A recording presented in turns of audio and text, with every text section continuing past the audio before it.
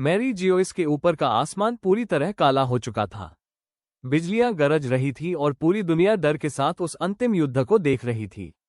Marine, revolutionary army, समुद्री डाकू और दुनिया के राजा, सभी की निगाहें एक ही जगह टिकी थीं। युद्धभूमि के बीचों बीच दो लोग खड़े थे। एक था वो शासक जिसने 800 वर्षों से दुनिया को छुपकर नियंत्रित किया था, इमू। और दूसरा था आजादी का प्रतीक, मंकी लफी। इमू धीरे धीरे आगे बढ़ा। उसके शरीर से निकल रही रहस्यमयी शक्ति ने पूरे युद्धक्षेत्र को हिला दिया। जमीन फटने लगी और हवा भारी हो गई। इमू ने ठंडी आवाज में कहा, तो तुम ही जॉय बॉय के उत्तराधिकारी हो। लफी मुस्कुराया। मैं बस पायरेट किंग बनना चाहता हूं। अचानक उसके दिल की धड़कन बदल गई। ध्याम ध्याम ध्याम। ड्रम्स ऑफ लिबरेशन पूरी दुनिया में गूंज उठे। लफी ने गियर 5 सक्रिय कर दिया।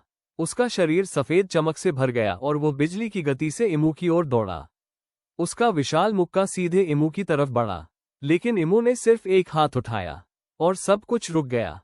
हवा रुक गई, समय जैसे ठहर गया। अगले ही पल लफी दूर जाकर गिरा। पूरा युद्धक्षेत्र स्तब्ध रह गया। गियर 5 भी इमू के सामने कमजोर लग रहा था। 800 वर्षों से मैं हर उस व्यक्ति को मिटाता आया हूं जिसने मुझे चुनौती दी। तुम्हारा अंत भी वैसा ही होगा। अचानक इमू के पीछे एक विशाल काला साया प्रकट हुआ। वो साया इतना बड़ा था कि उसने आसमान को ढक लिया। पहाड़ कांपने लगे, समुद्र उफान मारने लगा, दुनिया भय से भर गई। लेकिन लफी फिर खड़ा हो गया। उसके चेहरे से खून बह रहा था, फिर भी उसके होठों पर मुस्कान थी, क्योंकि वो अकेला नहीं था।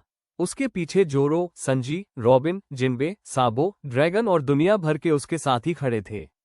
आज पूरी दुनिया आजादी के लिए एकजुट हो चुकी थी। युद्ध घंटों तक चलता रहा। लफी ने अपनी पूरी ताकत लगा दी। उसने बिजली को रस्सी की तरह इस्तेमाल किया, धरती को रबर में बदल दिया। लेकिन इमू अब भी अजेय दिखाई दे रहा था। तभी कुछ अजीब हुआ। युद्धभूमि में पुरानी आवाजें गूंजने लगीं। जॉय बॉय की आवाज, प्राचीन साम्राज्य की आवाज, उन लोगों की आवाजें जिन्होंने 800 वर्षों तक आजादी का सपना देखा था। उनकी उम्मीदें लफी के अंदर समाने लगीं।